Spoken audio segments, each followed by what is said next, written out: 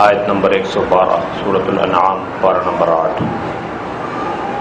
اعوذ باللہ من الشیطان الرجیم، بسم اللہ الرحمن الرحیم۔ وَكَذَلِكَ جَعَلْنَا لِكُلِّ نَبِيٍّ عَدُوًّا شَيَاطِينَ الْإِنسِ وَالْجِنِّ يُوحِي بَعْضُهُمْ إِلَى بَعْضٍ زُخْرُفَ الْقَوْلِ غُرُورًا وَلَوْ شَاءَ رَبُّكَ مَا فَعَلُوهُ فَذَرْهُمْ وَمَا يَفْتَرُونَ۔ صدق اللہ العظیم۔ رسول اکرم صلی اللہ علیہ وسلم کی صورت میں مکہ مکرمہ میں ہدایت کا سورج نکلا ہوا تھا، لیکن کچھ لوگوں کو روشنی نہیں دکھائی دے رہی تھی۔ اس لیے کہتے ہیں کہ سورج کو دیکھنے کے لیے اندر کی روشنی بھی تو ضروری ہے کہ آپ کی آنکھوں میں بھی روشنی ہو۔ اسی طریقے سے نبوت کا سورج دیکھنے کے لیے دل کی روشنی ضروری ہے۔ اگر دل روشن نہ ہو تو بندہ کہتا دنیا میں کوئی ہے ہی نہیں ہے بس، ورنہ اس دور میں بھی اہل اللہ موجود ہے۔ اللہ سبحانہ و تعالیٰ نے اگر مادی روزیوں کے انتظامات کیے ہوئے ہیں، کیا روحانی روزی کا انتظام نہیں کیا ہوا؟ لیکن دیکھنے کے لیے وہ دل چاہیے جو بینا ہو، جو نفس پرست نہ ہو، جس میں انا نہ ہو، جس میں تواضع ہو، عاجزی ہو۔ تو رسول اکرم صلی اللہ علیہ وسلم کی نبوت کو دیکھ کر، چہرہ انور کو دیکھ کر بھی بعض لوگوں کو ہدایت نصیب نہیں ہوئی، الٹا اعتراضات شروع کیے، اور یہودی ان کو باتیں سکھاتے تھے کہ یہ سوال کرو، یہ سوال کرو، مختلف سوالات ان کے دل میں ڈالتے تھے، اور خود بھی وہ سوال کرتے تھے۔ رسول اکرم صلی اللہ علیہ وسلم سے کہنے لگے لولا نزل هذا القرآن على رجل من القريتين عظیم، اللہ تعالیٰ نے قرآن دینا ہی تھا تو آپ کو کیوں دیا، مکے کے کسی بڑے سردار کو کیوں نہیں دیا؟ اب یہ سوال کیا ہے؟ ہدایت آئی ہوئی ہے، قرآن مجید کا مقابلہ نہیں کر سکتے، لیکن کہتے ہیں ہمیں اس وجہ اعتراض یہ ہے کہ آپ پر کیوں آئے۔ لولا نزل علیہ القرآن جملۃ واحدہ، مکے والوں کو نا یہودیوں نے یہ بات سکھائی کہ تم ان سے پوچھو کہ اگر سچے نبی ہو ایک ایک رکوع کیوں اترتا ہے، پورا قرآن کٹھا کیوں نہیں اترتا؟ اگر تم نبی ہو 23 سال میں قرآن اتر رہا ہے، ایک دن میں سارا اتار کے دکھاؤ، بس بات پکڑ لی۔ قرآن مجید کہتے ہیں کذالک، ہم نے اسی طرح تھوڑا تھوڑا اتارا ہے، لنثبت بہ فؤادک، محبوب ہم اپنے نبی پر زیادہ بوجھ نہیں ڈالنا چاہتے، تاکہ کیونکہ ایک ایک آیت ہو عمل میں آتی رہے، آسانی کے ساتھ اس کے احکام پہ عمل ہوتا رہے۔ وگرنہ ہمارے لیے کیا، ہم نے تورات کو کٹھا اتارا تھا، ہم اس کو بھی اتار دیتے، لیکن نہیں، آپ رحمت للعالمین ہیں، آپ کی ڈیوٹی بہت بڑی ہے، تو آپ پر وزن آ جائے گا، ہم آپ کی وزن کو ہلکا کرنے کے لیے ہم تھوڑا تھوڑا کر کے اتارا۔ تو قرآن نے اس کا جواب دیا۔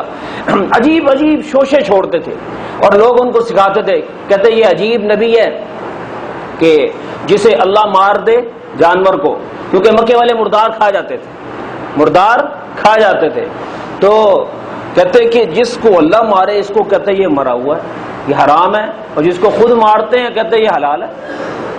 ایک ایسی بات ہے، دیکھیں شوشے کیسے چھوڑ رہے۔ قرآن مجید کہتا ہے نبی علیہ الصلوۃ والسلام کی تسلی کے لیے کہ یہ سلسلہ 1.25 لاکھ نبیوں کے ساتھ چلا آیا ہے کہ شیاطین کبھی جنات کی صورت میں رہے، کبھی انسانوں کی صورت میں رہے۔ حضرت ابو ذر رضی اللہ تعالیٰ عنہ سے آپ علیہ السلام نے فرمایا کہ ابو ذر نماز پڑھی اور تو نے شیطان انسانوں اور جنوں سے پناہ مانگی تھی۔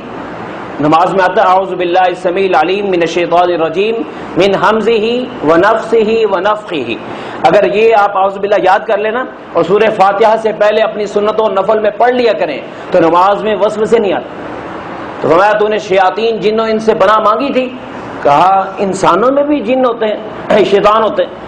تو آپ علیہ السلام نے فرمایا کہ انسانی شیطان جنات کے شیطانوں سے زیادہ خطرناک ہوتے ہیں، جو بندے کو دین پہ چلنے ہی نہیں دیتے۔ ذرا سا بندہ مسجد میں آنا شروع ہوتا ہے اور پیچھے سے شروع ہو جاتا ہے، یار آج کل مسجد میں بہت نظر آ رہے ہو اور کوئی کام نہیں تمہیں، یعنی روکنے والے مل جاتے ہیں اس کو۔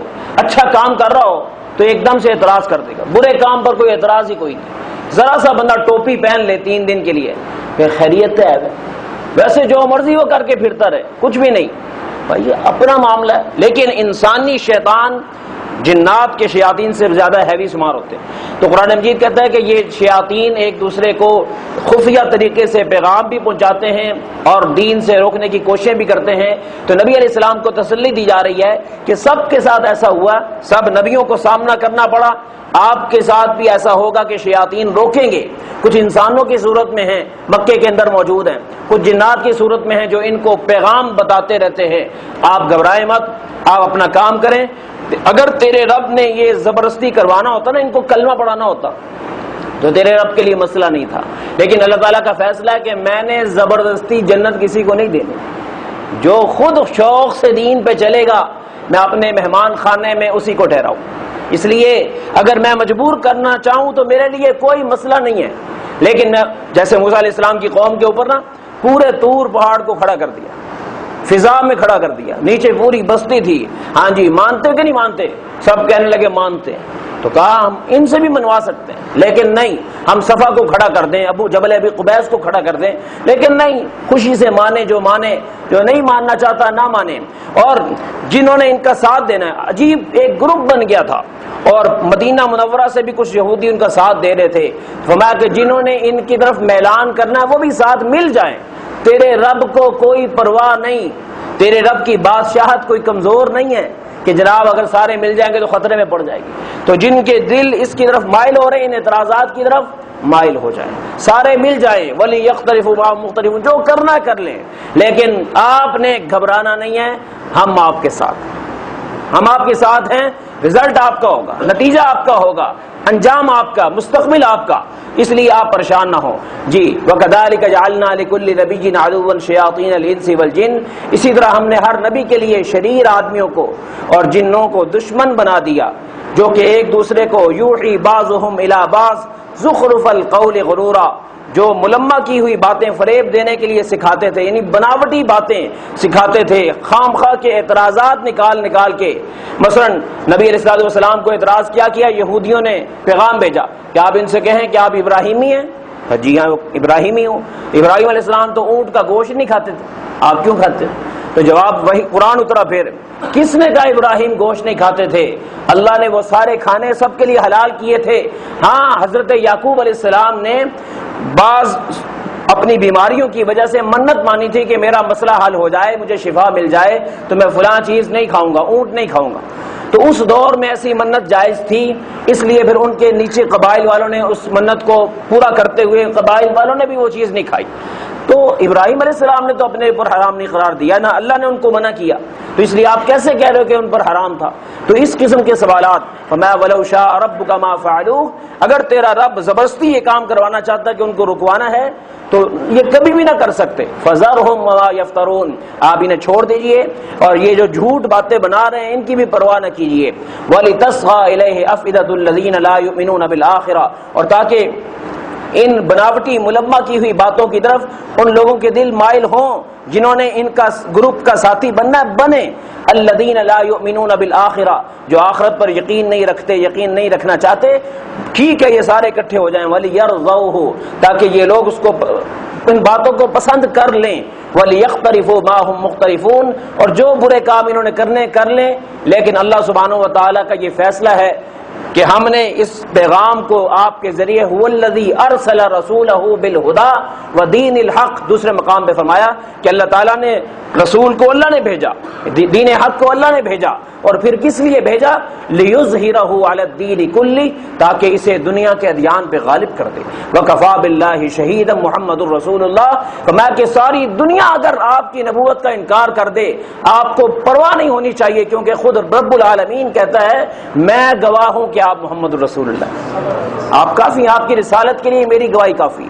نہیں کوئی مانتا نہ مانے, لیکن آپ کے پاس ابو بکر موجود ہے, عمر موجود ہے, عثمان موجود ہے, علی موجود ہے, بلال موجود ہے, سہیب موجود ہے, آپ کے ساتھی ہم نے آپ کو دیے ہیں, حوصلہ نہ چھوڑیے.